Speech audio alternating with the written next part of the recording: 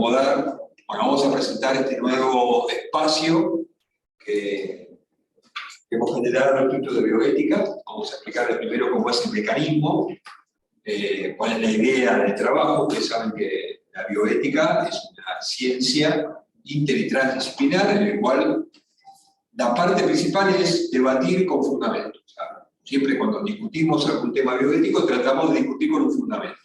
Entonces, nos ocurrió la idea de, utilizando las tecnologías que hemos aprendido en la pandemia, pero también hemos hecho cosas previo a la pandemia similares, pues vamos a contar cualquier cosa, pensamos en este espacio de debate bioético. ¿Cuál es la idea? La idea es que todos los meses vamos a invitar a un bioeticista jerarquizado, latinoamericano o de Argentina, en este caso también, por supuesto, que nos va a presentar un artículo ya publicado por este bioeticista, que en teoría fue enviado a todos ustedes cuando se inscribieron, más o menos 10, 15 días antes de la presentación, un resumen de su artículo científico con la referencia de otro artículo completo, para que ustedes tuvieran tiempo de leerlo, y que hoy, después de la presentación de la expositora, en este caso, y un resumen que ella va a hacer de su trabajo, entre todos podamos discutir, plantearle temas a la expositora y debatir, como hacemos en bioética, debatir con fundamento. Hay alguna serie de requisitos que nos parece lógico de entender, que es el tiempo de que cada uno habla y que incluye también a la expositora. No sé qué ha pasado. Bueno, entonces, el tiempo máximo que uno puede tener para preguntar, si una pregunta va a ser una pregunta concreta. Si uno quiere hacer un análisis y exponer, también lo puede hacer, porque es un debate, o sea, no hay ningún problema. Pero vamos a ponernos un tiempo, que tampoco es un debate extenso de 10 minutos porque no nos daría el tiempo. Empecemos por ahora, yo sugiero, lo hemos planteado con Silvia, 2 minutos, que es un tiempo razonable para hacer una pregunta o una reflexión de algún tema especial. Pero antes de empezar con todo esto, vamos a presentar lo que nos presentamos, ¿no? Algunos nos conocen, no todos nos conocen, algunos no. Silvia Birnemann es una investigadora de nuestro Instituto de Bioética acá en la Universidad Católica. Tenemos un Instituto de Bioética que depende de la Facultad de Medicina. Ella es bioquímica, trabaja en un hospital público, trabaja con nosotros hace más de 4 años, dirige cursos a distancia de bioquímica y bioética, ya han visto un poco la propaganda. Trabaja en investigación y es docente de grado, posgrado y nuestra maestría en bioética. Yo soy Gerardo Perazo, soy médico, soy coordinador del instituto, también trabajo en un hospital público, en este caso soy subdirector de un hospital. La bioética me ha ayudado con el tema de recursos, que es un tema harto complejo, los temas de bioética. Estoy acá en el instituto hace ya casi 15 años, hice una maestría igual que ella, y me quedé después de un tiempo con investigador primero y como coordinador ahora. Ahí tenemos este espacio nuevo que hemos abierto con esta cuestión. Con la otra espacio también, que es los ateneos clínicos el último miércoles de cada mes, que ya tendrán información para eso. Sí, falta todavía, pero bueno, por lo menos hacemos un puntapié. Bueno, entonces ya visto esto, planteado cómo va a ser el tema, los que están por Zoom, que son unos cuantos, gracias a Dios, que nos han acercado y que se han planteado, lo mismo. El planteo es tratar de no usar el chat, sino que cuando algunos de los que están en el Zoom quieren participar, hacer una pregunta o dar un resumen o algo, levantan la mano, le habilitamos el micrófono, hablan, lo vamos a ver acá lo que nos dicen, los escuchamos y nuestra expositora del día de hoy nos va a responder o va a abrir el debate de acuerdo a cuál sea la pregunta o el debate. Ese es la idea. Es nuestra primera trabajo de este tipo, así que bueno, si hay alguna cuestión, sepan disculpar, pero bueno, esto es muy bien. Vamos a ir ajustando. Vamos a ir ajustando, exactamente. Vamos a ir. Somos muy flexibles, así que todas las sugerencias... Todas las sugerencias también las podemos recibir. Bueno, vamos entonces Vamos a recomendarles a los que estén conectados que pongan la vista del hablante, así les aparece en primer plano a la persona que está colaborando, contribuyendo con sus ideas o haciendo preguntas. Nosotros igualmente lo vamos a proyectar para todos los que están acá, lo vamos a proyectar en la pantalla grande para que podamos ver quién es el que está hablando. ¿Sí? Y de vuelta, reforzar la idea de que no hagamos el debate por el chat, así todos podemos estar incluidos y es mucho más enriquecedor. ¿Bien? Vamos entonces a presentar a nuestra expositora.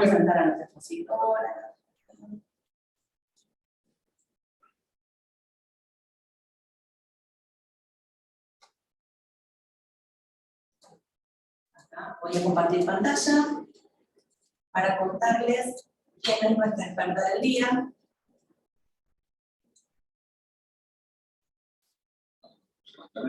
Bueno, es un lujo presentarla, la vamos a verla personalmente. La doctora Mariela Isabel de los Ríos Uriarte es una bioeticista de México que nos quiso acompañar en esta primera encuentro de las tertulias bioéticas. Mariela ya ha trabajado en algunos espacios nuestros en los tiempos de pandemia y tenemos una amistad bioética. Recién hablábamos, pero conocemos mucho por Zoom y no tanto personalmente. Espero que algún día podamos conocernos. Elizabeth, pasamos a la próxima, pero para que conozcan un poquito su trayectoria. Ella es doctora en filosofía por la Universidad Iberoamericana, es magíster en bioética por la Universidad Anáhuac de México Norte, es licenciada en filosofía por la Universidad Iberoamericana, es técnica en atención médica prehospitalaria, también tiene alguna actividad de ese tipo, es miembro del Sistema Nacional de Investigación en Nivel 1 en México, tiene un Scholar Research de la Cátedra UNESCO de Bioética y Derechos Humanos, es miembro de la American Society of Bioethics and Humane, es miembro del Colegio de Profesionales Graduados en Bioética de México y es miembro de la Academia Nacional Mexicana de Bioética. Aparte de todas esas actividades, muchas más que tiene, cuenta con una estancia en el servicio de consultoría clínica en dos espacios importantes, la Cleveland Clinic y el Hospital Christus Santa Rosa de San Antonio, Texas. La consultoría clínica es una parte importante de la bioética, podemos verlo. Ha sido miembro de comités de bioética del Hospital General Lisiaga de la Ciudad de México, del Hospital de Oncología. Es fundador y miembro de un grupo de estudio y reflexión, Querida Amazonia, del año 2020. Es muy interesante este grupo de reflexión que cumple ahora 10 años y va a tener un webinar en mayo, cumpliendo 10 años de esta actividad, hablando todo de la trayectoria de nuestro Papa actual. Ha organizado foros distintos académicos en universidades distintas nacionales de México, tiene más de 20 artículos en revistas académicas científicas indexadas, así como también divulgación nacionales e internacionales, más de 15 capítulos en libros, en editoriales, y de igual modo es autora de 3 libros como autora principal y en 2 libros como coordinadora de obras sobre el pensamiento del Papa Francisco. Es columnista invitada en periódicos, Reforma, Milenio y otros médicos impresos, y actualmente es profesora, investigadora, coordinadora de investigación, coordinadora de la revista Medicina y Ética de la Facultad de Bioética de la Universidad de Anáhuac, una revista para los que hacemos bioética de referencia internacional. Tiene un artículo realmente muy interesante, ella es la coordinadora académica. Queríamos terminar contándoles que su título de la presentación de hoy va a ser Retos de los avances de la industria 4.0, y con Silvia rescatamos de su extenso artículo, como para ya de entrada ver, estas primeras frases de que ella nos marca. El mito de Ícaro encarna una realidad más frecuente a la que nos enfrentamos los seres humanos en nuestro afán por dominar y superar las leyes de la naturaleza a través del avance de la ciencia y la técnica. Creamos alas de cera y queremos volar hasta tocar el sol, solo puede terminar en que éstas se derritan y caigamos en el abismo. Así también avanzar en el desarrollo de nuevas tecnologías que parezcan prácticas y útiles, si carecen de una reflexión ética y bioética que es necesaria, puede terminar siendo una caída libre que haga involucionar a la especie humana en vez de hacerla evolucionar a algo mejor en sentido material y práctico, pero también espiritual y moral. Me parece que esta frase es muy impactante, conociendo su vasta experiencia, está en el artículo de ella, así que van a poder acceder sin ninguna dificultad. Así que ahora Sí, le daría la palabra, Mariel, si querés hablar, así que ya rápidamente quedás vos a cargo de tu presentación, y muchísimas gracias por acompañarnos en esta primera tertulia bioética de nuestra universidad. Muchísimas gracias, Gerardo. Muy buenas tardes a todas y a todos ustedes. Yo les agradezco a Silvia y a Gerardo. Yo no sé por qué tengo el privilegio de inaugurar estas tertulias, pero por la razón que sea, que yo creo que es más por la amistad que compartimos Gerardo y yo que por otra cosa, pero la verdad es que me entusiasma mucho y me gusta mucho la idea del debate, así que felicito este espacio y qué mejor que compartir temas que a todos nos interesan y que además, pues en las últimas semanas este tema ya ha quedado prácticamente desactualizado porque ya no hablamos de industria 4.0, sino que ya estamos en la 5, pero cuando todavía Gerardo me pidió esta plática, pues todavía estábamos en la 4. Así que, pues vamos a tratar de dilucidar juntos algunas reflexiones que tengo sobre esta relación entre bioética global e industria 4.0, sabiendo que ahora sí que ya nos alcanzó el futuro y que estas reflexiones tendrían que trasladarse a los nuevos procesos industriales que ya se están ejecutando a partir de la implementación concretamente de la inteligencia artificial. Entonces voy a compartir con ustedes algunos puntos que probablemente ya ustedes leyeron más ampliamente en el resumen o bien en el artículo publicado, pero que no quisiera dejar pasar por ahí y que pueden abrir un poco el debate y las preguntas que mucho voy a agradecer y que mucho voy a disfrutar al terminar mi tiempo de exposición. Entonces, bueno, pues yo empiezo por ahí con esta pregunta, ¿no? ¿Innovar o no innovar? Esa es la cuestión. Y es que cuando hablamos del avance de la tecnología, pues siempre estamos tratando de mediar entre qué consecuencias puede traer este avance, pero también qué beneficios puede traer este avance. Y a veces nos olvidamos de que unos son los que pueden avanzar en una determinada dirección y otros son los que se pueden quedar atrasados porque como todo avance, pues siempre se exigen recursos y no todo el mundo va a tener los recursos para poder llegar o por lo menos ir al mismo ritmo que quienes están avanzando. Entonces, innovar no siempre necesariamente tiene que ser algo que favorezca a toda una comunidad o que favorezca en términos ya de una bioética global a una familia humana, ¿no? Por eso, pues sí es una pregunta y sí es algo que debiéramos hacernos como reflexión todos los días, si vamos a innovar, porque casi pues ya es inminente que tenemos la tecnología encima, si vamos a innovar, ¿para qué y para quiénes vamos a innovar? Es decir, ¿cuál es el sentido de nuestra innovación? Innovar por innovar con un determinado sentido. ¿Y para quiénes? Es decir, ¿de qué manera vamos a hacer que nuestras innovaciones sean accesibles para todas las personas y que no haya problemas ni disyuntivas en temas concretamente de justicia?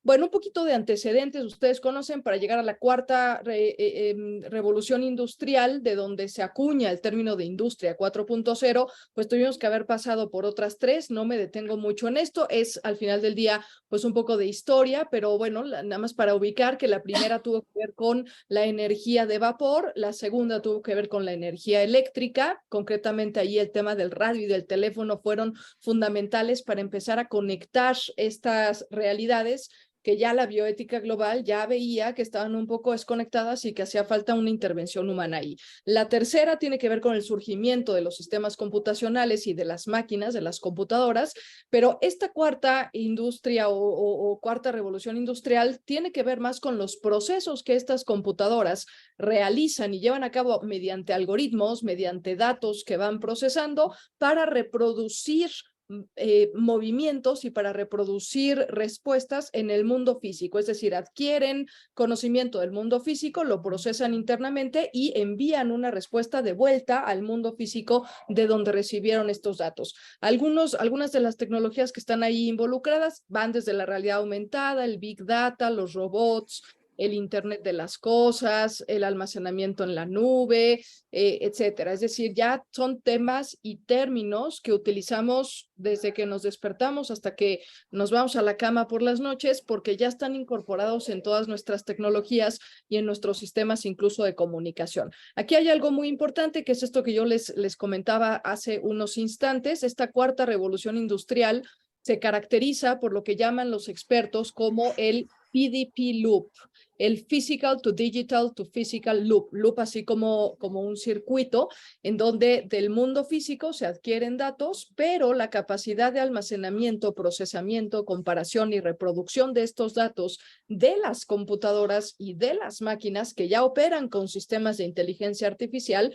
reproduce de nueva cuenta en el mundo físico a veces hasta respuestas que no sabíamos que iban a producir porque no estaban programadas con estos sistemas algorítmicos que son capaces de hacer con el machine learning, con el deep learning, etcétera. Y eso es en realidad donde empiezan los problemas, porque la respuesta que estas máquinas dan al mundo físico puede conllevar un desdibujamiento de los límites éticos o puede conllevar incluso atentados o procesos de marginación importantes porque no filtran la ética en las respuestas que están dando. Entonces, aquí este es el problema, que son computadoras, que son máquinas que son capaces de devolverle al mundo cierta información no filtrada por cuestiones ni por principios ni éticos ni bioéticos.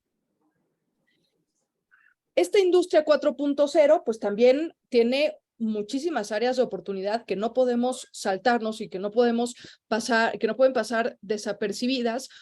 Por ejemplo, en el área de la salud, pues hay un montón ya de mecanismos que nos permiten saber cómo está un paciente en tiempo real sin ni siquiera tener que salir del consultorio para irlo a ver, o que el paciente puede enviar sus datos, por ejemplo, de las aplicaciones que miden signos vitales en el celular, o de la telemedicina, o de los sensores de glucosa que mandan señales si la glucosa está baja, por ejemplo, para evitar un cuadro de hipoglicemia. Es decir, en salud son muchas las aplicaciones que pueden facilitar y favorecer procesos importantes. En la industria del entretenimiento y en los procesos educativos, pues permiten ahora con la pandemia, en donde no hubo acceso en muchos lugares remotos de nuestra América Latina, pues no hubo acceso ni siquiera a una televisión o a una tableta para poder tener las clases, y hubo 3.1 millones de estudiantes que se quedaron sin escuela, al menos durante un año, año y medio de la pandemia, y ahí pues estos sistemas de inteligencia artificial podrían haber llegado para ofrecerles y continuar con esta educación. En la recuperación de la economía después de la pandemia, con todo el uso que están proporcionándonos los Big Data en tiempos reales, sabemos qué necesidades hay y podemos intervenir, y eso permite recuperar nuestras economías. Procesos de reducción de la corrupción, que también es un mal enquistado que tenemos en nuestro territorio, justamente con la actualización y con acceso a los datos en tiempo real, podemos llegar a planear estrategias de reducción de la corrupción, fortalecimiento de la gobernanza mundial, sobre todo en cuestiones otra vez de crisis sanitarias que pudieran llegarse a dar en un futuro, la adopción de energías limpias, también con procesos que impulsen y fomenten la sostenibilidad y la sustentabilidad en las empresas. Pero esto parece un mundo extremadamente maravilloso, pero también tiene ciertos riesgos porque estamos hablando de muchos datos acumulados, de acceso en su mayoría públicos, que de ser introducidos en una máquina que es capaz de generar algoritmos para dar una respuesta al mundo físico, pues tiene también ciertos riesgos. Algunos riesgos a considerar, pues es el control excesivo de las personas, de nuestra vida, de nuestra intimidad, abuso de poder, porque estas procesos de inteligencia artificial y de industria 4.0 pues están generalmente en manos de los que tienen mayor poder adquisitivo en países con un PIB más alto y evidentemente en empresas transnacionales que tienen ganancias exorbitantes. El agrandamiento de las brechas sociales y económicas, gente que tiene acceso a y gente que no tiene acceso a, y pueden generar esta reproducción, repito nuevamente, de los algoritmos por parte de las máquinas, puede producir también procesos de marginación y de exclusión social, puede darle preferencia a ciertas personas que fueron las que introdujeron los datos, o puede generar respuestas o generar procesos de selectividad de las personas con base en criterios de su raza, de su religión, de su estatura, de su estructura facial, que ya hay procesos de reconocimiento facial, etcétera. Y por supuesto ahí el gran dilema, que no es solamente de la industria 4.0, que ya se venía presentando desde la primera con las máquinas de vapor, es el riesgo de que muchos empleos humanos puedan ser sustituidos a partir de la incorporación de estas tecnologías. Por ende, los retos que se presentan, pues es en primer lugar generar estrategias para un acceso universal, sobre todo en temas de Internet, de acceso a Internet, a dispositivos que sean económicos, que todo el mundo pueda adquirirlos con relativa facilidad. La inclusión digital en América Latina, se calculan 200 millones de personas que en América Latina no usan ningún dispositivo digital. Es una brecha grandísima cuando calculamos que es por persona, en promedio, $2,000 los que se gastan anualmente en la inversión en recursos digitales y en dispositivos digitales. Y tengo 200 millones de personas que no tienen estos accesos. Impulsar el crecimiento industrial, por supuesto, también, y la reactivación económica. Promover el bienestar social, y este tema del bienestar social tiene que ver con la calidad de vida y con el índice de bienestar que es reportado por todos los países y que siempre es calculado de manera anual, y que tiene que ver con la capacidad también para comunicarte con los demás. Es decir, a medida que tú estés mejor comunicado y mayor informado, la gente reporta un mayor bienestar social. O sea, depende también del uso y de la incorporación que tengamos de estas tecnologías. Mejorar las experiencias con los usuarios, repito, establecer cuáles son las necesidades que se tienen concretamente y en tiempo real en un cierto sector. Por ejemplo, ayer justamente estaba leyendo de los transportes urbanos, saber en dónde se está moviendo la gente, a qué horas se están moviendo, de dónde a dónde, cuánta gente, el perfil de los usuarios. Eso facilita para que las industrias que se dedican al transporte urbano en la ciudad, por lo menos acá en México, tengan esa información y puedan generar rutas y transportes que ayuden a facilitar los flujos vehiculares y los flujos de tránsito que tenemos en las grandes ciudades como México. Colaboración entre el mundo empresarial, entre los inversionistas, los empresarios, pero también las instituciones académicas. También va a depender mucho del uso y la incorporación de la tecnología, reducir inequidades y conjuntar esfuerzos hacia el bien común. ¿Cómo? Es la gran pregunta que también yo quisiera debatir un poco al final, porque esto sabemos que hacia allá tenemos que ir, pero el cómo, pues va a depender de cada uno, el sector en donde se mueva y cómo puede interpretar esto. Ahora, desde la bioética global, o sea, a mí me parece que esta industria 4.0 nos presenta estos retos, pero también nos los presenta esperando una posible respuesta, o al menos 2 o 3 cursos de acción, que es lo que normalmente hacemos cuando analizamos un problema desde el punto de vista de la bioética. Y yo recurro al concepto de bioética global tal cual como estaba ya de alguna manera enunciado por Potter. Perdón, no es 1988, creo que puse una diapositiva, creo que puse una presentación anterior, perdónenme, es 1971 en su libro de bioética, Un puente hacia el futuro, en donde acuña esta palabra de puente y explica que la bioética pues es esta relación o este análisis que se hace de relaciones, fenómenos, factores, conductas globales que afectan tanto la vida como la salud, eso ya lo sabemos todos los que estamos aquí conectados, de individuos y de comunidades, tanto en la afectación que puede llegar a tener de manera local como en sus repercusiones globalmente. Y entonces es un nuevo paradigma que lo hemos dejado ahí como en el tintero y nada más hemos tomado la primera parte de bioética, pero nos hemos olvidado que la palabra global ya implica por lo menos cambiar de una visión del mundo como un globo terráqueo, como un objeto alejado, indiferente, ajeno a mí, a un entendimiento del mundo como una esfera. Es decir, como algo que está y que guarda una relación entre todas las realidades que conforman esa esfera y que todo lo que ocurre ahí, lo que ocurre en el norte repercute en el sur y lo que ocurre en el sur repercute en el este y así sucesivamente. Es decir, es un cambio de paradigma que implica el entendimiento del planeta como un todo, como algo interdependiente entre las naciones, de tal manera que se gesta un nuevo espacio en donde convivimos todos y en donde nuestras vulnerabilidades se vuelven colectivas y los problemas dejan de ser individuales y se convierten en problemas comunes. Y este sentimiento de vulnerabilidad compartida, pues no nos deja otra salida que pensar en términos de responsabilidad y pensar en términos de solidaridad global. O sea, ahí ya se va gestando, ahora con la pandemia se gestó por ahí, hay ya trabajos importantes del principio de solidaridad global en bioética, ¿no? Porque ya nos dimos cuenta que no es el problema en China, sino que el problema en China ya nos repercutió a nivel global en todas partes del mundo y que o hacemos algo como un todo o ni el problema de China ni el problema de todos los países que sufrimos la pandemia va a desaparecer. Es decir, ya estamos en un nuevo espacio en donde las fronteras parecen y lo que empieza a ocurrir al centro, eso es lo que verdaderamente nos importa y nos hace romper estas fronteras clásicas de la ética médica, salir y atender problemas que a lo mejor no directamente tienen que ver con la salud de los individuos, pero secundaria o terciariamente van a tener que ver con la vida y la salud de individuos y de comunidades. Entonces, esta bioética global pues comparte prácticamente las mismas características que la bioética en general,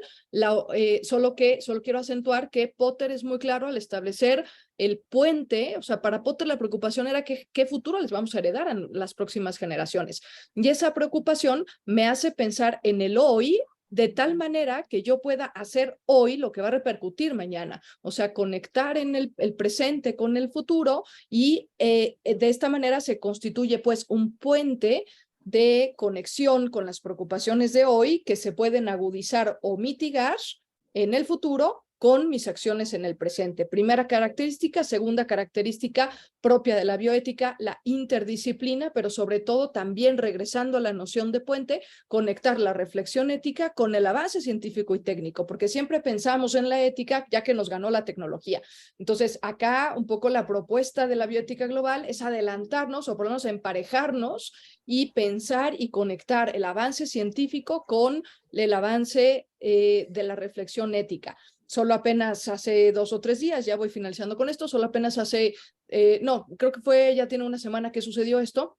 Ustedes conocen que los grandes CEOs de empresas que se dedican a la tecnología, incluso el mismo Elon Musk con su empresa OpenAI, firmaron una carta para proponer que por lo menos por 6 meses se dejara de avanzar en temas de inteligencia artificial hasta que no hubiera un marco ético con el que se pudiera entrenar a estas máquinas, porque estaban empezando a dar resultados verdaderamente catastróficos que generaban grandísimos problemas éticos. Entonces, esa acción, por ejemplo, es una acción que compromete, pero es una acción que conecta los valores éticos, los valores humanos con las ciencias exactas y con el avance de la ciencia. Y por último, nuevamente, ¿no? Haciendo mucho énfasis en esta noción de puente, pues tratar de armonizar y de ubicar al ser humano como parte de esta naturaleza. Durante años se ha tratado de escindir y se le pone arriba o se le pone abajo o se le pone al mismo nivel y ninguna de las tres es adecuada, porque si entendemos que el ser humano es parte de la naturaleza, pues entonces no está ni arriba, ni abajo, ni al lado, ni es igual, sino que tiene su propio lugar, pero también lo tiene el resto de la realidad, del resto de las realidades que comparten este mismo espacio físico. Solo matizo, ¿no? La preocupación inicial de Potter, pues ustedes recuerden que eran las famosas 6 P's, ¿no? Y no son problemas solamente de salud, son problemas sociales, son problemas medioambientales que terminan repercutiendo en la vida y en la salud. O sea, es decir, salimos de las fronteras de la bioética clásica, de la ética médica clásica y ampliamos la mirada a potenciales focos que pueden tener repercusiones en individuos y en comunidades. Paz, población, progreso, política, contaminación, lo que pasa es que las pensó en inglés, por eso la P de pollution. Esas son las 6 P's que pensó Potter que podían ser los problemas de la bioética global. Entonces, pues la pregunta está ahí, ¿no? ¿A dónde vamos y para qué y cómo cuando tenemos una hiperconectividad, cuando tenemos rapidez y eficacia en los procesos tecnológicos, cuando tenemos acceso a muchísimos datos conglomerados de manera real y que están ocurriendo actualmente en el mismo momento? Automatización, procesos de automatización que están desplazando empleadores y empleados, ¿no? Por la sustitución mecánica. Tenemos todo el problema ético de la algoritmización y de la datalización. Necesitamos pensar qué está pasando y cómo construir algoritmos que promuevan una ciencia al servicio de la persona y no la persona al servicio de la ciencia. Y ante todo esto, pues hay desafíos. Yo propongo estos 4, pero probablemente encontremos más ahora en el diálogo que tengamos. El desafío antropológico, que sería recuperar, la unidad de la persona no solamente como cuerpo, sino como espíritu también, porque mucho de esto reduce a la persona a sus componentes materiales y reducir a la persona a datos cuantificables y descifrables. La persona humana sigue y seguirá siendo un misterio, y nos toca a nosotros procurar que no se reduzca y que no se le tome como objeto. El segundo es el desafío ético en áreas como salud, ¿no? Con la telemedicina, como la alimentación, con las granjas inteligentes, como la educación, con los robots que se acercan a zonas remotas que no tienen maestros. Son procesos que van a ir ayudando a cortar las brechas sociales, ayudando a ir dando este acceso universal a los servicios, promover principios como el de subsidiariedad, el desafío medioambiental que está ahí permanentemente, ya algunas empresas lo han logrado, convertir combustibles en energías limpias, pero también, ¿por qué no?, pensar en la limpieza de océanos y de grandes áreas verdes que tenemos, promover procesos no solo de sustentabilidad y autosustentabilidad, sino procesos de sostenibilidad. Pensemos que la mirada tiene que ser hacia el futuro y hacia qué les vamos a dejar a las generaciones futuras. Y por último, y ya con esto termino, el desafío económico y político. Y esto tiene que ver con generar estos algoritmos que nos ayuden a replicar economías y sistemas económicos solidarios, que nos ayuden a regular el flujo y el intercambio de datos digitales, que promuevan la gobernanza mundial en temas de salud, que tanta falta nos hace porque se hizo muy evidente durante la pandemia que no tenemos gobernanza mundial en el momento en que tenemos personas en África que hoy siguen con una sola vacuna, cuando en países como el nuestro, México y Argentina, a lo mejor ya vamos por la tercera o algunos irán por la cuarta dosis de la vacuna. O sea, es evidente que necesitamos un sistema político que promueva el bienestar de las personas y que promueva el bienestar de las comunidades. Entonces, bueno, pues evidentemente toda esta información está mucho más ampliada. Yo solo menciono lo más detonante y me encantará, por supuesto, que se abra el diálogo en estos momentos. Les agradezco mucho su atención. Gracias, Marieli. Resumió, el pedido que hicimos fue que resumiera el comienzo, independientemente de que cada uno tenía el texto para leerlo. Me pareció prudente comenzar con un resumen puesto por ella como expositora, y bueno, nos aclaró también el tema en el paso del 4-0 al 5-0, pero bueno, esto como gran es dinámico y la ciencia avanza a pasos agigantados, por lo tanto tenemos tiempo. Pero también, a pesar de que avanza a pasos agigantados, esto que rescató Marieli, de recordar que Potter hace 50 años nos viene diciendo bioética global, pensemos en las mismas cosas, no nos quedemos solamente con el tema clínico-médico, que es muy interesante lo que estamos en el sistema de salud, pero hay algo más allá que la bioética nos ofrece, que es esta bioética global que nos presentó Marieli. Bueno, abrimos el debate. Los que están por Zoom, levantan la mano, plantean, abrimos un micrófono y van a tener la posibilidad de poner acá. Los que estamos acá presentes, si quieren preguntar o exponer algo, como no tenemos una contracámara, hablen en voz alta, preséntense porque no sabemos quiénes son. Los del Zoom tenemos un nombre. Nada, solo dos recomendaciones. No es necesario que todos pensemos igual, pasa en la vida que nos encontramos con personas que piensan distintos. La bioética nos invita justamente a buscar los puntos de encuentro, a poder intercambiar. Entonces es momento de ejercitar las grandes habilidades que tenemos los seres humanos, más las más necesarias para hacer bioética, que son la escucha activa, escuchar al otro tratando de entender por qué piensa lo que piensa, aunque no piense como yo. Y la otra es el debate argumentativo. Poder hablar, poder sostener un discurso, fundamentándolo de manera de que el que nos está escuchando pueda entender lo que queremos decir, aunque no esté de acuerdo con lo que estamos diciendo. Así que dicho esto, vamos a tratar de no usar el chat y de poder escucharnos entre todos. Así que si hay alguien que quiere hacer alguna pregunta a nuestra especialista, a nuestra autora invitada de hoy, o si quieren hacer algún comentario sobre el material que presentó y ya han leído, este es el momento. Sí. Diana Duria, quería preguntarle a María Elizabeth, ¿quiénes son básicamente los que ganan y quiénes son los que pierden con todo esto? A tu criterio. Gracias, Diana. A ver, si nos ponemos a analizar y hacemos esta pregunta, ¿para quién va dirigida la innovación de la industria 4.0 y ahora de la 5.0? siempre vamos a encontrar la misma respuesta cuando vemos quiénes la están haciendo.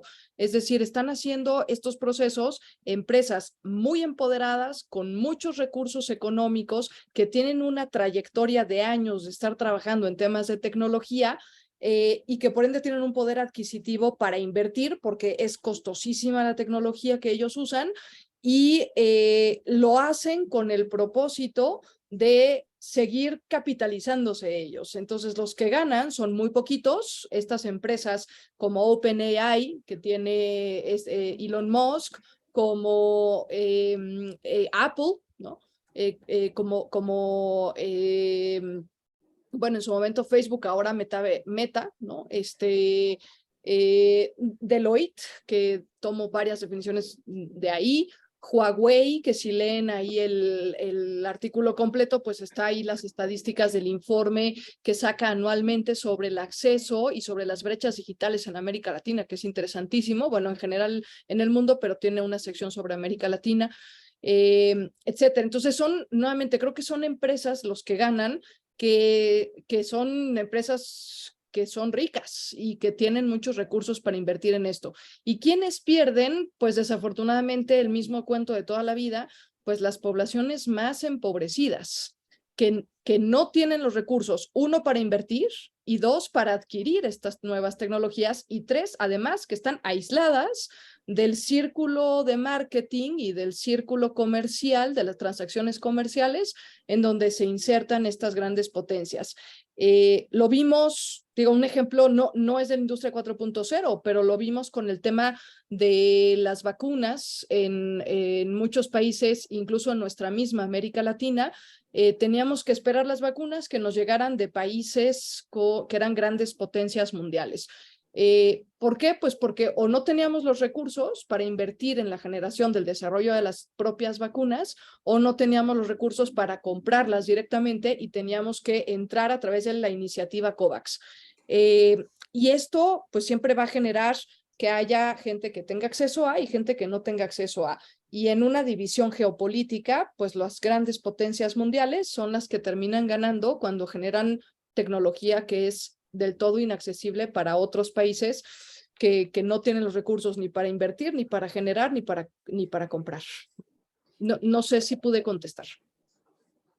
Claro, ¿por qué estaríamos nosotros entonces trabajando, digamos, facilitando tanto el camino para que los grandes aplasten a los de abajo?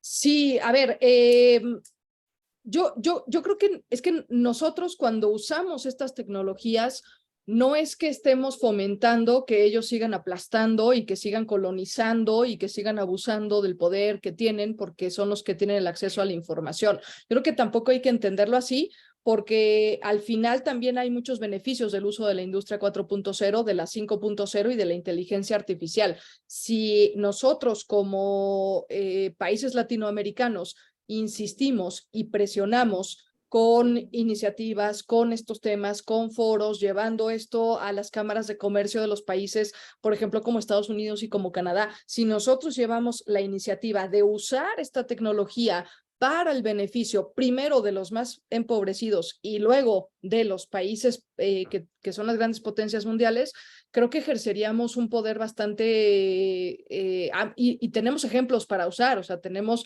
ya procesos en cuestiones de salud, por ejemplo, en donde una inteligencia artificial bien usada en salud te puede diagnosticar un cáncer de manera oportuna para que la persona se cure. Entonces, utilicemos esos ejemplos que ya tenemos, esos casos que ya tenemos, que hay muchísimos en nuestra América Latina, utilicémoslos para presionar a Estados Unidos, a Canadá, a las potencias europeas, a Alemania, que está muy avanzado, al Reino Unido, que está muy avanzado. Llevemos estos temas, porque, claro, la visión, un poco salvando la proposición del prójimo, ¿no? Como muy estilo de espiritualidad ignaciana, salvar la proposición del prójimo, pues yo creo que ellos no es que tengan una noción muy consciente de realmente abusar del poder y controlar a los países y tal, a lo mejor sí, pero quiero ser benévola.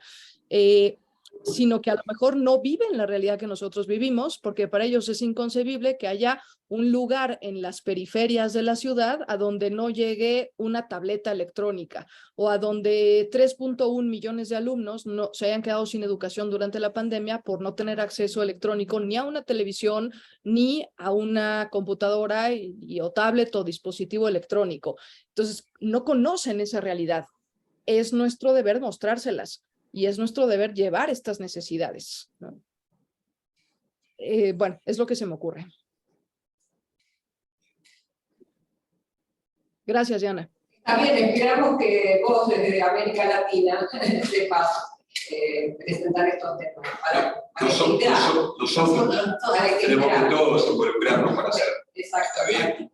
Y tu participación también hoy es un granito que también ayuda, porque el debate va a estar presente y uno puede transmitir, por lo menos en su entorno, y eso hace como una célula que se va creciendo. Si vos lo que uno puede llevar de este debate bioético en nuestros entornos de trabajo o de actividad habitual, va generando en la sociedad la posibilidad de hacer esto. Así que tu pregunta es muy bienvenida y te pediría que tratemos de hacer crecer esta información para que todos accedamos, porque en definitiva es acceso a la información. Vos, por distintos motivos, después nos contarás en off, aparte, cómo te acercaste a esta actividad, pero es parte del crecimiento personal y de la sociedad. Esto que hablaba Marieli de bioética global. Me parece que es muy interesante. Sí, mi nombre es Fernando Rimoldi. Yo estuve leyendo mucho sobre lo de la revolución 5.0, lo de inteligencia artificial, leí la nota acerca de la alerta de GPT-4 de Elon Musk y de esos 1000 CEOs que proponían esos 6 meses de parate para analizar cuáles iban a ser las consecuencias. Pero la verdad que lo que ellos hicieron fue como una especie de carta de intención.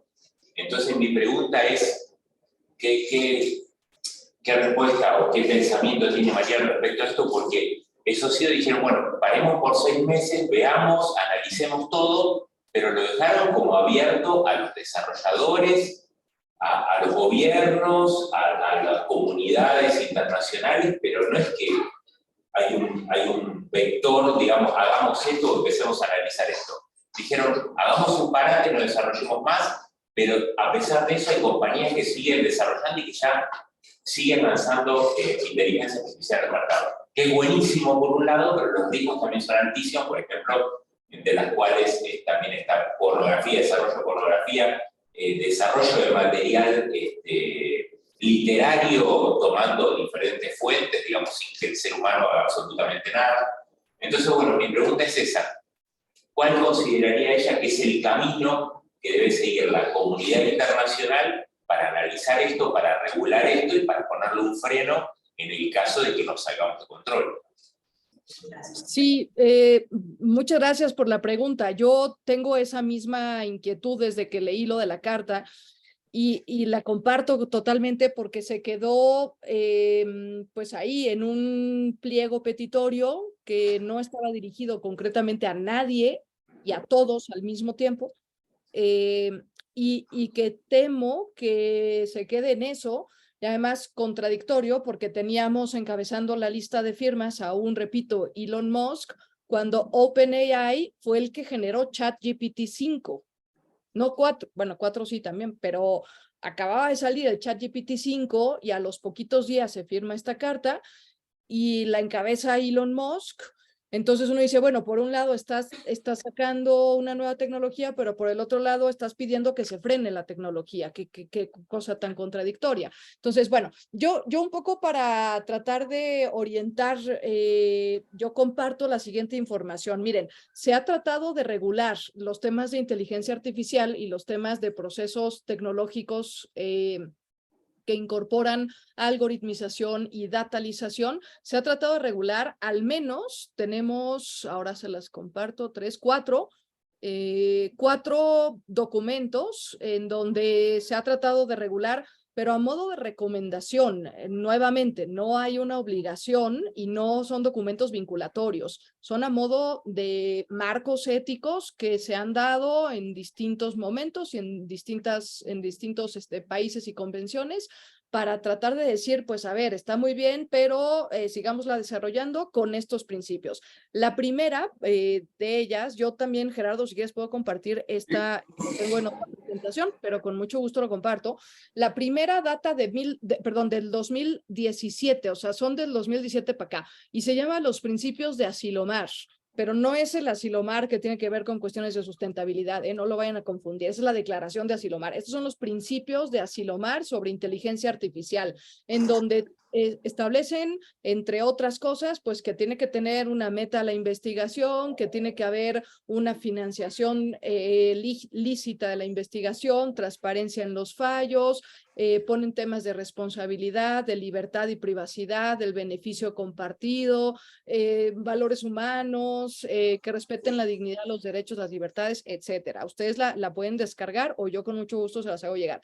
La segunda regulación data de un año después, 2017, Declaración de Montreal, en donde proponen, fíjense, proponen el principio de bienestar, el principio de respeto a la autonomía, principio de protección y la privacidad y la intimidad, de solidaridad, de participación democrática, de equidad, principio de inclusión y de diversidad, de responsabilidad, entre otros, de desarrollo sustentable. La tercera, que es la menos sustanciosa, es en el 2019, se llama Ethics Guidelines for Trustworthy AI.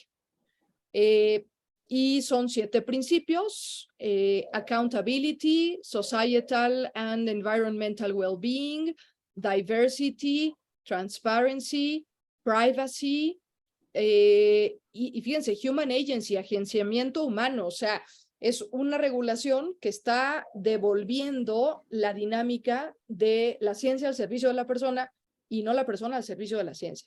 Y la última, que me parece una que además a nosotros puede, por nuestro perfil, puede que nos interese más y que además ha sido muy bien acogida y muy, pues es robusta, es sólida, etcétera, es la que se firma en el Vaticano en el 2020, o sea, tenemos 2017, 2018, 2019 y 2020, que es la que se llama Rome Call for Ethics. Está firmada nada más y nada menos que por el Papa Francisco, por el presidente de la Academia Pontificia para la Vida, Monseñor Paglia, por el CEO de IBM, por el CEO de Microsoft, por el CEO de la FAO, y que además, o sea, propone estos principios en 2020 y en enero del 2023 se ratifica, pero se le adhiere la firma de un representante del judaísmo y la firma de un representante del Islam. O sea, por eso le digo que ha sido la más ampliamente acogida, al menos por las 3 religiones monoteístas. Y propone 3 áreas de compromiso: la ética, la educación y los derechos humanos, y luego propone 6 principios: transparencia, inclusión, responsabilidad, imparcialidad, confiabilidad y seguridad y privacidad. Si me permiten compartir, tengo el código QR para que la descarguen ya, si ustedes quieren. Ahí está el código QR, la pueden descargar desde ya. Me parece de las más completas, de las mejor acogidas. Repito, no tiene carácter vinculatorio, ninguna lo tiene, son solo sugerencias que pueden orientar la discusión, mucho más precisas que la carta de intención firmada por hace un par de semanas. Y bueno, de alguna manera habría que hacerlo un poquito más, que fortalecer esta regulación ya más a modo de carácter vinculatorio, a mi parecer. Pero bueno, de mientras, pues tenemos ahí ya un abanico amplio. Sí, Gabriel, creo que me preguntaste, Gabriel. Gracias. Una respuesta completa a tu inquietud. Yo tal vez me animaría a agregar esta información que nos brindó María, es interesante para profundizarla. Quiero decir lo que decías antes vos, o sea, necesitamos transmitir o reproducir esta información, porque la única forma que tenemos para que se sostenga y nos protejamos es que sepamos las cosas que están haciendo y que podamos publicar.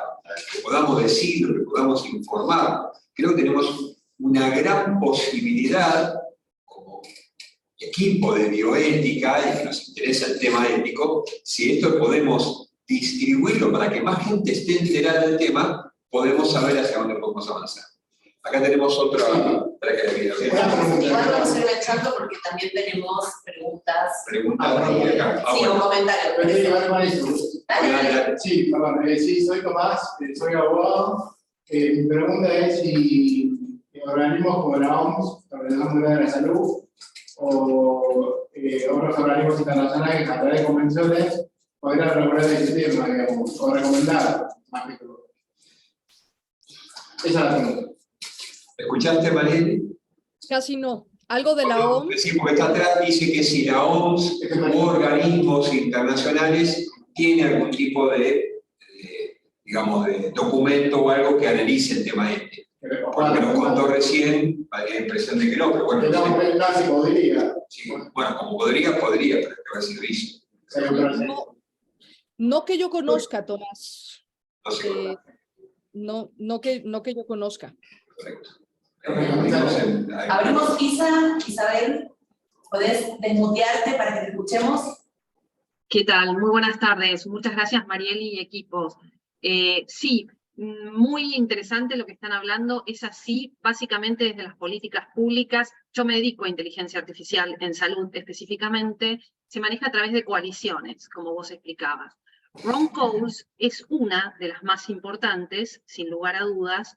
Es una coalición que también adhirió nuestro Instituto de Bioética en plenitud. De hecho, hay un llamado que ustedes se pueden poner en la webpage, como dijo Marieli, y donde se pueden adherir como personas individuales o como personas jurídicas. Y es muy importante hacerlo, no está para nada reñido, digamos, con las prerrogativas globales. O sea, encuentran además mucha bondad. El no carácter vinculante, y esto también me lo interpelo y lo pienso en el grupo, obedece a la imposibilidad de llegar a un consenso de todas las partes y obedece también al paradigma tecnocrático. Ahí recién un colega preguntaba, ¿y cómo puede ser la OMS? La OMS tiene una serie, la Organización Mundial de la Salud, y mejor aún lo tiene la Pan-American Health Association, toda una línea del desarrollo donde tratan el objetivo 3 del desarrollo en base a políticas públicas del desarrollo. O sea que desde Europa, la Organización Mundial de la Salud lo va a ver como una cuestión de más respeto, digamos, a la privacidad y como con más espanto hacia las empresas tecnológicas. A las chinas y las norteamericanas, como vos decías, porque vos recién, Mariel, dijiste algo, un dato no menor, hacerlo expansivo a Norteamérica y Estados Unidos. Casi todas las colecciones, básicamente Bill y Melinda Gates, GSI, todas las que trabajan, H Alliance Europe, todas las que están trabajando activamente para imponer los propios principios, no se pueden separar tampoco mucho del reglamento europeo. El problema es en las posiciones donde nosotros estamos. Nosotros en el Instituto de Bioética de Buenos Aires, en la UCA, cuando revisamos cualquier tecnología modelada por datos, en un comité de ética de investigación hacemos nuestra parte. O sea, de nuestro oriente no se escapa que el bien está en la persona humana. Y después podemos discernir, porque ese es el driver. El driver tiene que ver con discernir dónde está el bien y dónde yo voy a buscar esa verdad, y no la relativización de las políticas del desarrollo. Porque si yo me guío por el toolkit, y esto le respondo al abogado que preguntó ahí, tenés 7 toolkits, tenés un pack de toolkits de inteligencia artificial, donde son copiado y pegado del reglamento europeo más las políticas públicas del desarrollo. No busques petróleo, no va a haber nada más. El esfuerzo intelectual está en el driver, que es el pensamiento personalista de saber distinguir la absolutización de lo relativo. Borro la cuestión desarrollista que se te presenta como primaria, una inteligencia artificial, que es estadística modelada. Porque si vos programaras Python o programaras cualquier programa, tu lógica intelectual me dirías, pero mirá, esto en definitiva es una resolución estadística a una pregunta que porta el sesgo de la persona humana. Es siempre una persona humana la que se hace el buen prompt. GPI 3 y el next one, que es 7, también van a aportar esto. Porque la pregunta es una herramienta de asistencia. El problema es absolutizar lo relativo de esa herramienta. Y la manera de hacerlo es tomando intervención en un humus tecnocrático digital. Eso, me encanta en estos temas y me encantó cómo lo presentaste, Marieli. Pues a mí me encantó tu Gracias. intervención, Isabel. Muchas gracias. Gracias. Sí, un poco saliendo de la... No sé si se escucha. Saliendo un poco de la inteligencia artificial, luego a otro que yo creo que más, o inicialmente más paradigmático, que es el cambio ambiental, ¿no? El negacionismo que hay sobre el cambio climático. Entonces, yo creo que lo que cuesta doblegar algunos, porque se han hecho, desde Tokio en adelante, se han hecho una serie de convenciones que solo recomiendan y en realidad son muy poco tomadas en cuenta. Esas, por ejemplo, bueno, la deforestación en el Amazonas y otros. Entonces, por ahí uno es un poco escéptico a que se produzca este cambio, esta humanización de la inteligencia artificial como la humanización o la comprensión del peligro que significa el cambio climático. Sí, muchas gracias. No logré escuchar el nombre, pero Perdón, Luis, muchas gracias, Luis. Sí, yo creo que me regreso justamente a la intervención de Isabel, que fue muy clara en eso. A ver, no olvidemos que la máquina, por muchos procesos que haga y por muchos algoritmos que logre sacar y comparar y hacer y reproducciones que tenga hacia el mundo físico, no olvidemos que el feedback que recibe la máquina siempre va a venir de un humano, ¿no?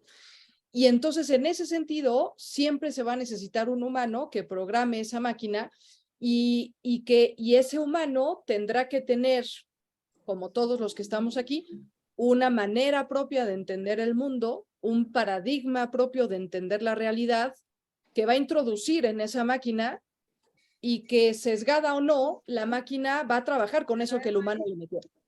Y que luego va a dar esas respuestas de la misma manera que el humano lo daría, solo que en un menor tiempo, ¿no? O sea, la magia de la inteligencia artificial pues radica en la rapidez y en la eficientización de los procesos, pero no en el ingenio, no en esta pregunta que Isabel estaba diciendo. Eso es de los humanos y por eso hay cosas de los humanos que jamás va a sustituir la máquina. Entonces, a ver, yo coincido, Luis, contigo en que efectivamente yo veo improbable que haya una humanización de la tecnología al grado que los humanos quedemos desaparecidos o extinguidos del planeta. Esta tesis de los transhumanistas para llegar a los posthumanos, a mí me parece algo inconcebible e infundado y que no puedes argumentar de forma sólida.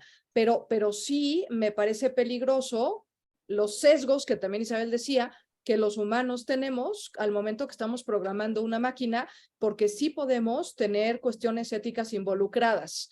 Y sobre todo porque a lo mejor ese humano que metió ese dato en la máquina, a su vez lo adquirió de alguien más, y entonces se va haciendo una cadenita que de repente te puede generar pues sí, muchas situaciones de muchos problemas éticos o asociaciones como los robots estos, los intentos de robots que ya ha habido, el Delphi famoso, la Sophie, esta que ya hasta tiene ciudadanía pakistaní o creo que tiene ya el pasaporte pakistaní, que contesta que está bien matar a los humanos. Ya, a lo mejor la persona que la creó no le puso ese dato, pero ella, platicando con alguien, adquirió ese dato, lo asoció con otro que probablemente el que la creó sí lo había introducido y da esa respuesta. ¿Es Sophie pensando? No. ¿Es Sophie un humano dando esa respuesta? No, jamás lo va a hacer, pero sí va a reproducir las respuestas que los humanos sean capaces de introducir en ella, directa o indirectamente. Entonces el peligro lo tenemos como humanos, o sea, no con las máquinas. Nosotros somos la amenaza para nosotros mismos. Sí. Juan Casareto, docente de filología, voy a hablarlo de ese punto. que hay dos mandamientos en el libro sagrado, uno hacia Dios y otro hacia el prójimo, lo resumió. Y como somos seres caídos, esta herramienta que es tan virtuosa, tan precisa, puede caer en las manos de alguien que es corrupto. Y habría que pensar que trae, como bien me estaba explicando acá la doctora, también, cuánto beneficio y pesar en una balanza y cuánto de negativo, o qué controles se tendrían que implementar para que esto sea beneficioso y no destructivo, porque vamos en una decadencia. Tenemos los periódicos nacionales y mundiales y vemos la maldad del hombre a través de la guerra, de los intereses, de su avaricia, de su codicia y de su alejamiento del pensamiento divino. Eso lo digo, por eso tengo la mirada, digamos, teológica, la presento. Entonces, ¿qué se puede hacer para que esto fluya en un sentido positivo? Gracias, Juan. Totalmente de acuerdo contigo. Creo que los seres humanos tenemos un aspecto muy glorioso, pero otro aspecto también muy tenebroso. Y la mente humana es capaz de hacer grandísimas cosas, y los humanos somos capaces de hacer grandísimas cosas, pero también somos capaces de cometer barbaries y atrocidades. Y repito nuevamente, o sea, no es la máquina la que va a generar una matanza, no es el soldado robot que va a ir a matar o a dispararle a un target porque lo reconoció como el dato que le introdujeron, que cada que reconociera ciertos datos faciales, pues fuera y matara a esa persona, que ya está sucediendo. O el dron que va a disparar en poblaciones que reconoce geográficamente. El problema no es el dron ni el soldado robot, el problema es quién lo programó y para qué lo programaron. Por eso la pregunta inicial, ¿no? O sea, ¿vamos a innovar o no vamos a innovar? Si vamos a innovar, entonces vamos a preguntarnos para qué queremos innovar, porque ya desde la intención ya se perfila un fin bueno o un fin malo, un fin ético o un fin no ético. Y si pasa el primer filtro de para una innovación buena, la segunda pregunta que habría que hacerse es ¿y para quién va a ser ese beneficio? Porque puede ser algo bueno para mí o puede ser algo bueno para ciertos sectores empresariales, pero no necesariamente algo bueno para la humanidad. Por eso, si no va acompañado de la solidaridad, de la gobernanza mundial, de una reflexión ética de las comunidades, ¿no? En general, de la interconexión de realidades de la que habla el Papa Francisco en Laudato Si, pues se vuelve un fin egoísta. Podrá ser muy bueno, pero se va a quedar en unos cuantos van a tener acceso a eso. Entonces, si la innovación va a ser algo bueno y ya pasó esa primera pregunta, pues ahora la segunda pregunta es ¿y qué vamos a hacer para que esta tecnología realmente beneficie a aquellos a los que quiero beneficiar con esta tecnología? Porque si por ejemplo, hay no nos vayamos tan lejos, estos dispositivos que todos tenemos y que bajas una aplicación y te miden la presión y te miden la temperatura y te miden la oxigenación y luego se lo puedes mandar a tus seres queridos o se lo puedes mandar al médico, sí, pero a ver, yo no lo necesito porque yo puedo ir al médico privado y en mi auto y puedo hablarle al médico y decirle me estoy sintiendo mal y ven a verme, pero probablemente hay cercanos a mí al menos 3 personas que viven en zonas remotas, que no pueden pagar un médico privado, que no pueden ir a una consulta y que se beneficiarían de esto. Pero esto en mi país cuesta 20,000 pesos y que no tienen acceso y que es benéfico y buenísimo. Desarrollé la app que mide signos vitales.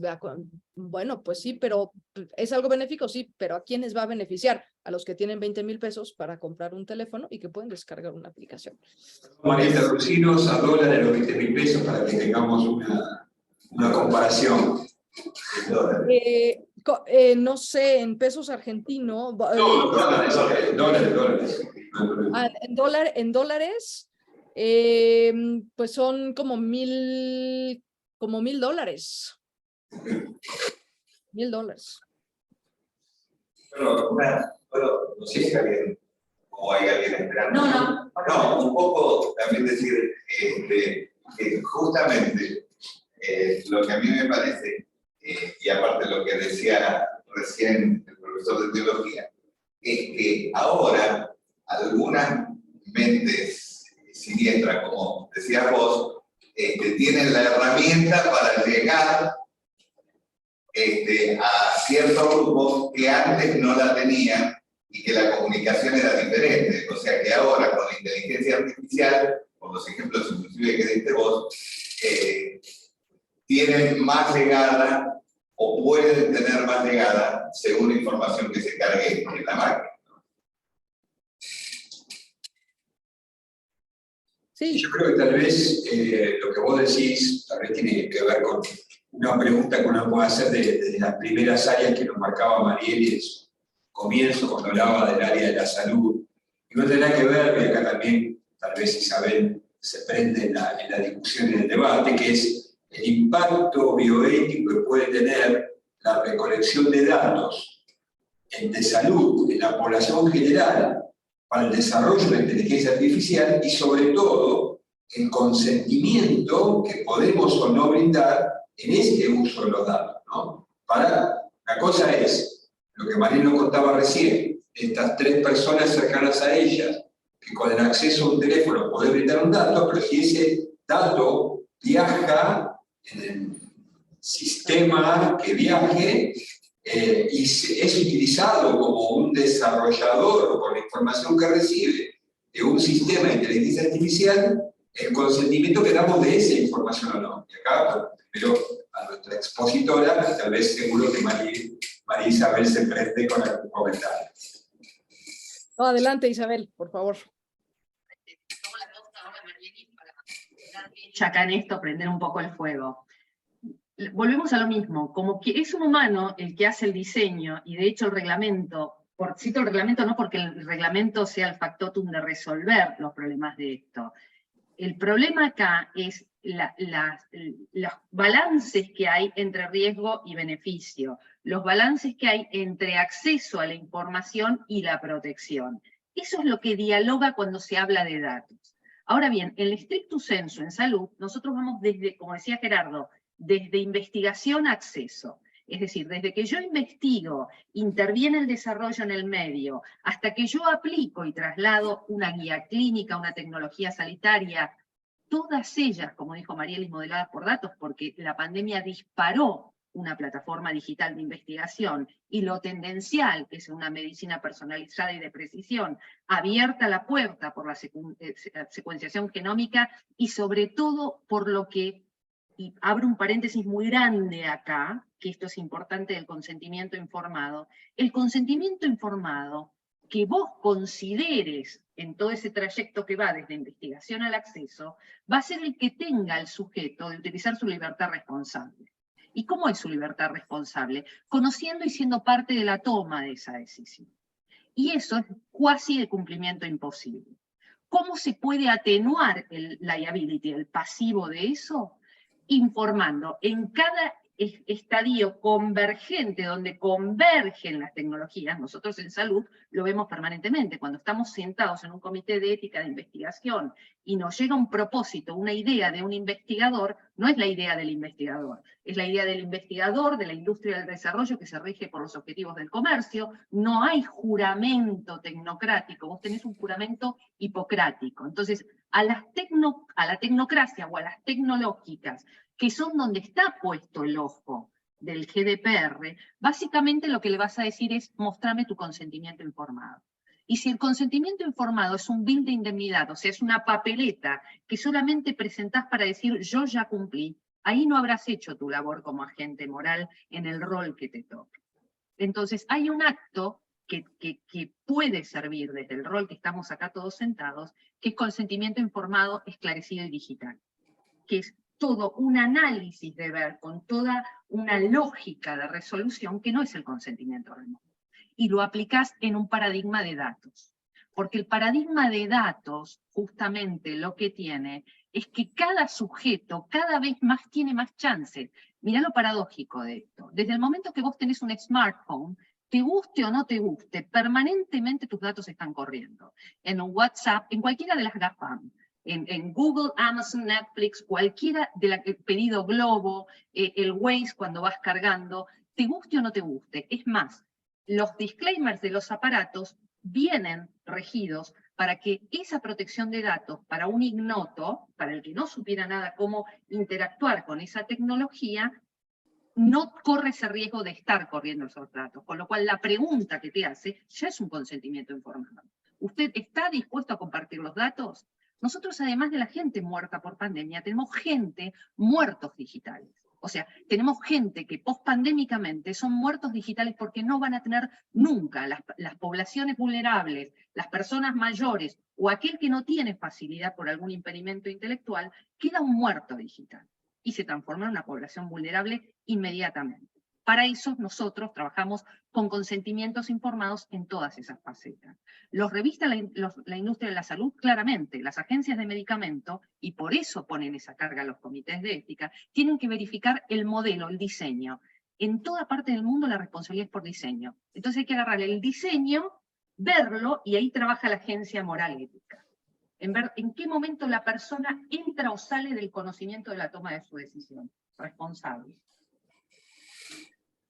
Bueno, por eso Mariel en su trabajo hablaba de la América Latina de la cantidad de personas que están digitalmente excluidas. Ella daba un número, 200 millones de personas con edad laboral, edad de trabajo. En Latinoamérica somos 660 millones más o menos de población en general, por lo tanto estamos hablando de un 40% de población, si no me equivoco los números, porque puede ser un poquito más, Mariel, corregime vos, cualquier cosa, ser un 40% de personas con edad laboral excluidas digitalmente. Es un número importante. Pero la pregunta es, tal vez cuando leíamos con Silvia el trabajo, era ¿a quién le correspondería acortar esa brecha? También es un tema difícil saber. A todos. A todos. Todos tenemos una agencia moral irrenunciable. Los que estamos sentados acá, intelectualmente, desde el momento que tenemos... Está perfecto, nos corresponde a todos, pero Mariel, para reducir la brecha de los que están incluidos laboralmente en México, precisa $1000 para tener un acceso a un smartphone. Así que bueno, no cualquiera podrá, supongo. Y acá no debe pasar lo mismo, no cualquiera tenemos posibilidades de renovar o mantener un teléfono más o menos actualizado con los problemas que pueden surgir. Yo ahora tengo problemas hace unos días que no puedo resolverlo, pero bueno, estas cosas nos pasa para volverlo. Así que bueno. Las limitaciones de conectividad que hay en grandes áreas de Latinoamérica. Otro problema, la senescencia programada. Exactamente. Sí, Gerardo, yo creo que, a ver, me pareció interesantísimo, Isabel, yo te voy a googlear y voy a buscar publicaciones tuyas porque me pareció interesantísimo todo lo que nos estás compartiendo. Y me pareció también interesante toda esta cuestión de la inclusión digital que mencionas, Gerardo, pero que a veces no es solo el tener acceso a los dispositivos, ¿no? Sino el, no sé cómo ponerlo. A ver, tú a veces no tienes este acceso a un dispositivo, pero ya está siendo un dato para alguien más.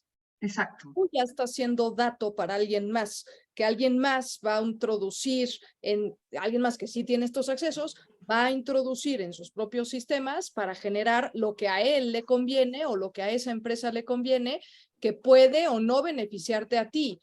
Y bajo qué costos te podría beneficiar, porque luego también podemos caer ahí en cuestiones de ética de la investigación, en donde digamos, bueno, dame tus datos, te voy a hacer favor y a cambio te regalo un dispositivo que sí tengas. Y entonces eso no es inclusión digital porque ya, número uno, estás coaccionando ese acceso. Y número dos, ya convertiste a esa persona o esas poblaciones en datos para la satisfacción de tus propios intereses, y el que tú ya le des un dispositivo ya no es tan, o sea, ya está manchadito ahí éticamente porque ya no es la intención legítima de generar una verdadera inclusión digital. Entonces, no entendamos por inclusión digital nada más el que todo mundo tenga acceso equitativo y fácil a los recursos y a los dispositivos y a la banda ancha y demás. Me parece importante que también la inclusión digital pase por esto que Isabel estaba diciendo, del conocimiento de que está siendo utilizado para algo más, para otros procesos, y que te informen que está siendo utilizado. Yo recuerdo hace algún tiempo que yo ponía unos posts muy incendiarios contra el gobierno de México en mi celular, en mi Facebook y alguien tuvo a bien decirme, déjalos de poner. Y le dije yo, pero ¿por qué los voy a dejar de poner? Si es mi muro de Facebook, yo pongo ahí lo que yo quiero. Y resulta que ya me tenían fichadita y ya sabían quién soy y en dónde vivo y lo que hago y etcétera, etcétera, etcétera. Y la próxima jugada era quitarme el empleo. A ese grado, ¿no? Y claro que no iba a ser directamente el gobierno, ¿no? Pero el gobierno ya tenía toda la información porque ya tenían ubicado. Y yo dije, ¿pero en qué momento di yo mi consentimiento para que entraran a mi muro de Facebook? No, es que en el momento en que bajas la aplicación, este disclaimer del que hablaba Isabel, tú no te enteras, pero la bajada de la aplicación ya es un consentimiento implícito, que no debiera hacerlo, pero ya es un consentimiento implícito y te convierte a ti en un dato más que se acumula en un Big Data que sirve para ciertos fines, ¿no? Entonces, nos toca, sí, de acuerdo, nos toca a todos nosotros la inclusión digital.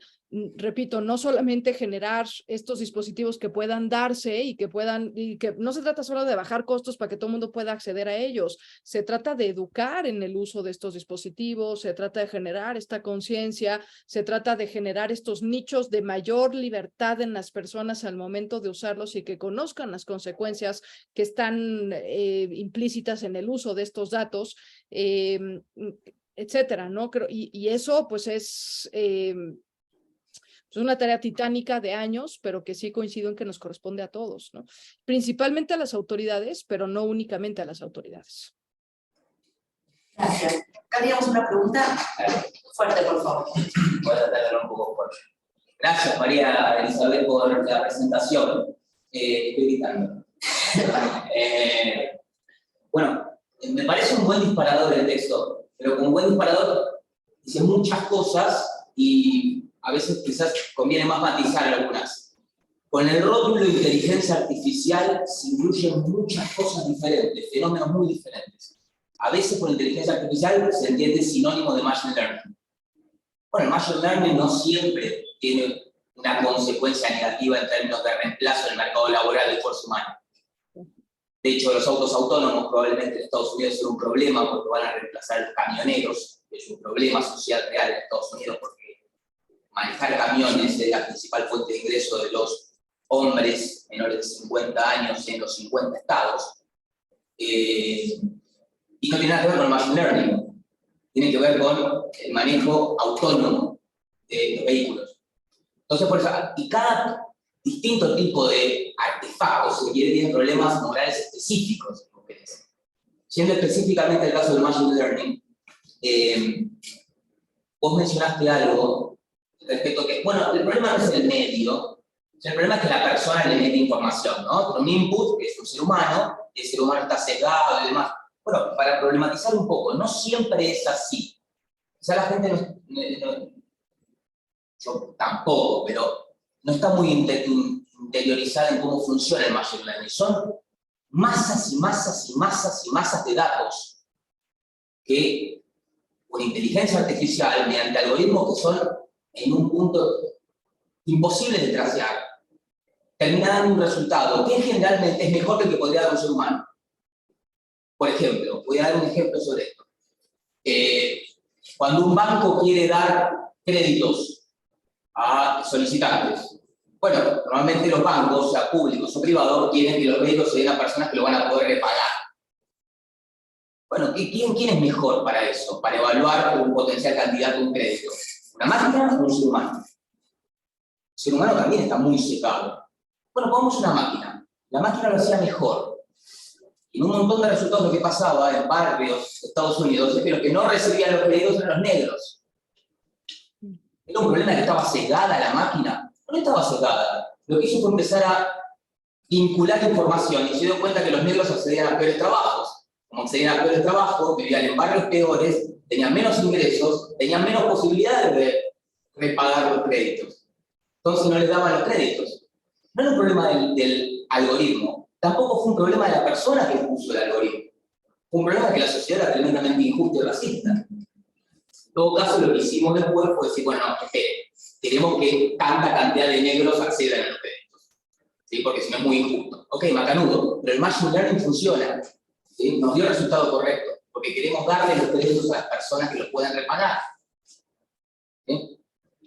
Ese es un comentario final. Y la pregunta que quería hacer María Elizabeth, perdón, es ¿qué impacto te parece que tiene la inteligencia artificial específicamente en la naturaleza del profesional de la salud? Hace poquito me pasaron un paper muy interesante que hizo Google, se llama Google on Medicine y Artificial Intelligence, que muestra que tiene el mismo nivel de respuestas correctas un bot que un médico, que un conjunto de médicos respecto de determinadas dolencias, ¿no? Dan síntomas y el bot te dice, bueno, esta persona probablemente tenga esta enfermedad, habría que darle esto. Esta persona tiene este cuadro, bueno, vemos los síntomas, tendríamos que darle todo. El 93% afirmativo correcto fue tanto para los médicos humanos como para el bot. Eso me parece que plantea una pregunta respecto de ¿qué importa el profesional de salud? ¿Qué es como un robot humanizado o queremos otra cosa de los profesionales de salud, no algo inimizable que los bots no pueden replicar? Esa es la pregunta que quería hacer. Sí, Bueno. sí, muchas gracias. Perdón, Isabel, ¿quieres decir algo? A ver, yo con la primera parte que fue un comentario, ya sé que no fue la pregunta, pero sí quisiera decir lo siguiente. A ver, este tipo de respuestas de identificación de patrones en poblaciones en función de la zona geográfica en donde viven, del nivel de ingreso, de las actividades que realizan, etcétera. Estoy de acuerdo en que es un problema social y un problema de justicia previo al que programó el algoritmo en la máquina, pero la culpa sí sigue siendo de las personas. O sea, estos sesgos que de repente puede sacar la inteligencia artificial sin que necesariamente sea contraste con la realidad, solo por el cúmulo de datos que tiene y los patrones que establece, pues sí tienen que ver, repito, a lo mejor no con el programador del algoritmo, pero sí con un tema de las personas que de alguna manera hemos asociado eso de manera previa a hacer un algoritmo que después introducimos en una máquina. Y hablo de los prejuicios que todos tenemos y que, por ejemplo, en Estados Unidos el tema del Black Lives Matter, que estuvo muy fuerte y que sigue todavía y sigue perpetuándose por un prejuicio racista. Y entonces todos los negros van a ser malos y necesariamente van a ser criminales y entonces hay que llevarlos a la cárcel, aunque sean inocentes, porque si no han cometido un crimen, seguro lo van a cometer en un futuro. Este es un juicio sumario que después, si alguien que piensa así programa una computadora y programa un algoritmo de esta categoría, pues probablemente esa computadora va a sacar el mismo resultado y va a actuar de la misma manera que esta persona. Pero bueno, eso es un comentario. Y con respecto a la pregunta, totalmente de acuerdo, total y absolutamente de acuerdo. De las dos áreas de la medicina, creo yo, a mi juicio, en donde más podemos tener un impacto de la inteligencia artificial es en la radiología y en la epidemiología. Pero no porque las máquinas tengan una mejor capacidad o más precisa para dar diagnósticos o para identificar cuerpos extraños o masas malignas o etcétera, sino por la rapidez con la que lo pueden hacer. Es decir, el impacto, y quizás el único impacto, tiene que ver con la rapidez en el procesamiento de la información de exámenes de laboratorio, de muestras, de imágenes, de radiología, etcétera. Pero jamás lo van a tener en el criterio del médico, en la experiencia del médico, en la historia que tiene ese médico atendiendo pacientes, en la creatividad que tiene, en la espontaneidad que tiene, para resolver un problema inesperado. Las máquinas ya saben más o menos qué problemas puede haber y ya saben un curso de acción para cada uno de los problemas que pueden haber, pero si de repente hay algo que se sale de control, la máquina no lo va a saber responder, un médico sí. Entonces, jamás en el área de la medicina la inteligencia artificial va a sustituir la relación médico-paciente, pero sí la puede ayudar. y sí puede ayudar al médico a identificar que posiblemente de 6 diagnósticos distintos, pues esos 6 se puedan acortar a 3 y ya dependerá del médico y de la exploración física que haga del paciente, que tampoco la va a poder hacer un robot y que tampoco la va a poder hacer una inteligencia artificial, dar el diagnóstico definitivo. Entonces, el impacto en la rapidez yo diría que es el único, pero jamás lo va a poder hacer con el trato y con la relación médico-paciente que hay. Yo más comento un punto rapidísimo. Un comentario muy breve. Un comentario muy breve a lo que dijiste al comienzo, María Elizabeth. El punto interesante del experimento de los créditos es que el input no incluía raza y no incluía barrios. Eso es lo interesante. Es que el resultado final otorgaba que los negros no recibían los créditos. Obviamente, los que trataban de experimentar dijeron, no incluyamos de raza, porque eso es totalmente irrelevante. No excluyamos dónde vive la persona. Eso es irrelevante. Pero el punto es que el resultado final otorgaba que los negros no recibían. Porque cuando vinculaban los otros rasgos aparentemente relevantes, como por ejemplo, qué trabajo tiene, el nivel de ingresos mensuales que tiene, cuánto podía ganar al año, se vinculaba con la raza que tenía y con el barrio que vivía. Pero no porque el algoritmo tuviera esa información, no la tenía, estaba ciego respecto de esos datos. Es un tema interesante desde el punto de vista social para ver estas diferencias que existen en la sociedad misma y que a veces estos algoritmos pueden evidenciarla más claramente.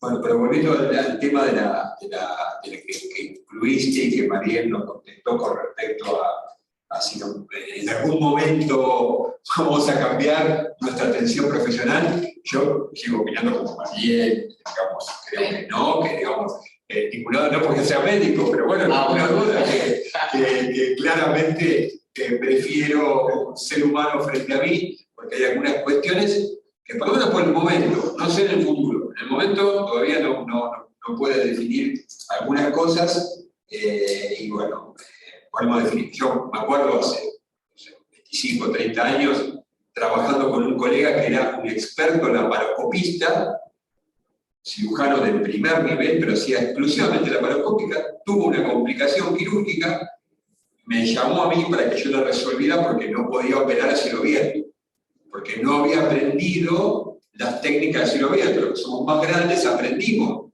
a operar a cielo abierto y después incluimos más o menos las tecnologías nuevas. Pero los que aprendieron con tecnologías nuevas, decirle que haga una incisión, no sabe cómo resolverla en general. Muchos sí, pero muchos no, dependemos así de su experiencia. Este cirujano más grande quedó grabado claramente, 25 años más o menos. Me quedó grabado plenamente que no pude resolverlo y tuve que la cirugía a cielo abierto para resolver la complicación, tuve que hacer yo. Está bien, 25 años cambió, nos acostumbramos a hacer tecnología, operamos distinto, pero bueno, esto también tendrá que ver cómo va evolucionando no este acompañamiento de la inteligencia con cada tema. Lo puse como un ejemplo así en general. Pero por ahora... Porque dijiste que preferías tener un ser humano delante tuyo como paciente. Como paciente no, como yo atenderme con un ser humano. Como paciente. Sí, claro, sí, claro. Yo lo primero que preguntaría es qué porcentaje de error tiene el ser humano y qué porcentaje de error tiene la máquina. Si me dicen, no, mira, la máquina 90% de acierto, el ser humano el 60%. Bueno.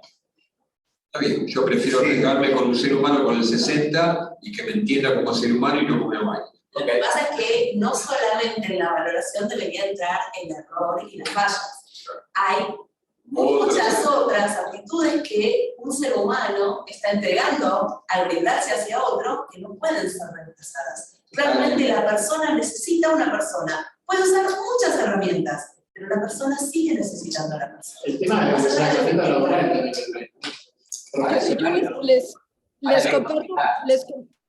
Sí, María. Les comparto muy brevemente que justo en el mes de enero estuve trabajando con un colega sobre un libro que vamos a sacar de inteligencia artificial en salud. Hice una prueba cero estandarizada, muy informal con mis alumnos, con 32 alumnos, y les hice la siguiente pregunta. Si tienes que operarte una cirugía de corazón abierto por un reemplazo de válvula y tienes un robot tienes que elegir entre un robot que te va a operar que tiene el 100% de precisión en ese problema que tú tienes, pero tiene 0 espontaneidad y capacidad de resolución de problemas. 100% de asertividad, 0% de espontaneidad y de capacidad de resolución de problemas. Y no va a haber nadie más en la sala de operaciones, en el quirófano, ni fuera del quirófano, más que tú y la máquina.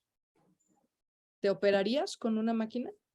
Y de los 32, 31 me contestaron que no, porque si algo salía mal, necesitaban a alguien que tuviera la capacidad de resolución de problemas. Y yo les decía, no, es que el problema que tú tienes, la máquina te lo va a resolver, y te lo va a resolver más acertadamente, el médico se puede equivocar, la máquina no, te lo va a resolver en un menor tiempo, va a ser una sutura perfecta, no te va a quedar casi cicatriz. Y me decían, no, porque igual, ¿qué tal que me abren y no es eso lo que tengo?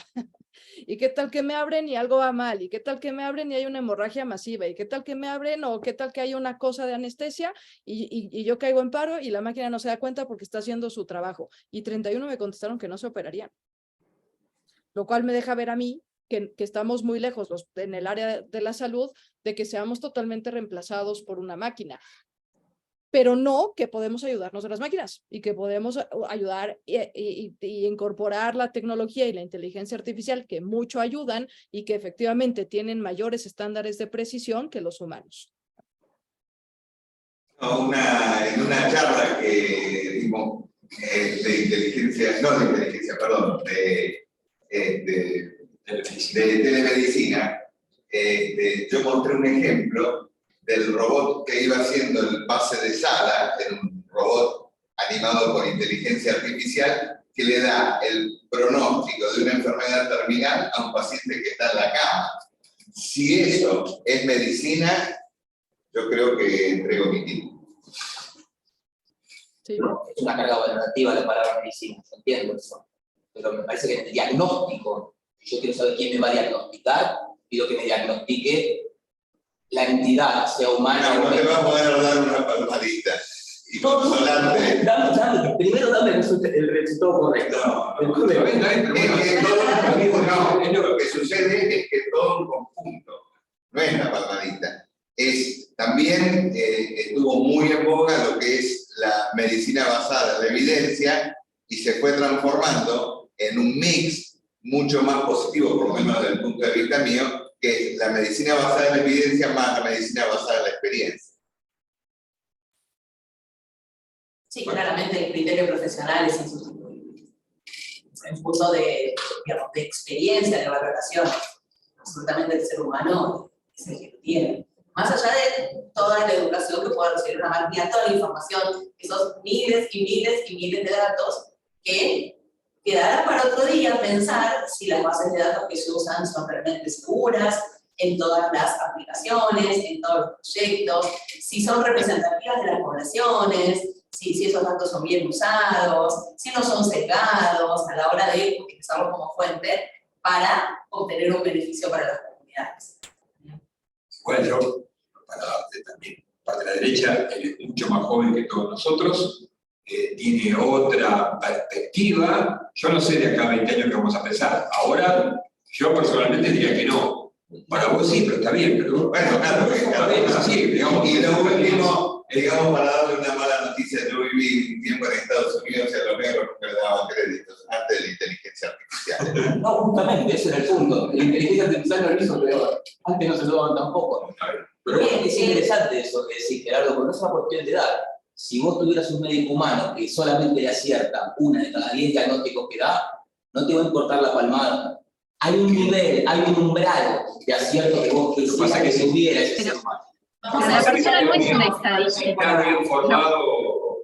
La persona no es una estadística ni un resultado, no es un 0 y un 1. La persona no es un 0 y un 1, hay un misterio en la persona, y te lo dice alguien que ama y vive de la tecnología. Y es el misterio que no puede explicarse la propia tecnología. Entonces, y otro tema, si yo me tuviera que operar de una, contesto a tu Google Search o al SurveyMonkey o al que hayas hecho, Marieli, donde también digo que prefiero operarme con una persona humana, porque la máquina no tiene memoria, no puede llevar a un instante único la memoria, la afectividad, el momento de revisar la decisión. No, el algoritmo va uno por vez. Una chance en ese instante, en ese cruce de ordenadas y abscisas, uno a la vez. Ceros y unos. No hay nada de la dimensión cualitativa. las oportunas del prompter, del sujeto que le mete el prompt y la pregunta al algoritmo. Porque el algoritmo es una pregunta modelada por un sujeto en un instante y con un interés de sesgos terribles. O sea, si el paradigma cientificista de la modernidad tiene esto, por lo menos tenía el método científico. Ahora nos cae de la claraboya la interfase del dato del mundo real, de datos que no están estructurados, y amplía ese sesgo a una anarquía mucho mayor, con un desconocimiento mucho mayor de cada uno de los usuarios que supuestamente participan de la decisión. Porque te puedo asegurar que si vos estabas enfermo y te ibas a vacunar y no manejabas un celular, vos formabas parte de esa cuantificación de sujetos vacunados y sumabas a un 0 o un 1. Posiblemente un 1 integrabas de todos esos sujetos. Te guste o no te guste, use celular o no use celular, por ejemplo. Gracias, Isa. Gracias. Jorge está esperando hace un montón. Gracias por la paciencia, Jorge. Sí, a mí me parece muy interesante todo esto porque es muy actual, es algo que está sucediendo. Pero al mismo tiempo, y está también en las publicaciones, creo que salió hoy o ayer en el Llama, algo por el estilo, lo que está ocurriendo con los médicos. No es la competencia tradicional del médico de la edad mía, en todo caso, previa a Gerardo, porque yo soy mayor, donde ese contacto con el paciente era lo que valía. La verdad que eso se ha perdido. Yo les pido a ustedes que cierren los ojos, recuerden las últimas consultas, recuerden cuántas veces lo miró el médico que los atiende y recuerden cuántas veces lo tocó. Lo tocó, no estoy diciendo otra cosa, lo tocó. Quiere decir un examen, vamos, no otra cosa.